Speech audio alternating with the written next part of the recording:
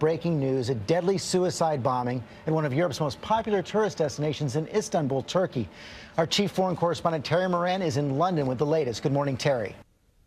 Good morning, George. This attack in the historic heart of Istanbul, close to the famous Blue Mosque, a magnet for tourists, happened at 10:15 this morning. A massive blast shook nearby buildings and was heard across the city. Police swarmed the scene. The injured rushed to nearby hospitals, some with serious injuries. At least 10 people have been killed, 15 wounded, and Turkish officials now saying 9 of the dead were German tourists, part of a nearby group that was right on the scene there. Turkish President Erdogan said a suicide bomber linked to Syria was responsible, the latest in a string of terror attacks in Turkey and another sign of the spreading turmoil in the region.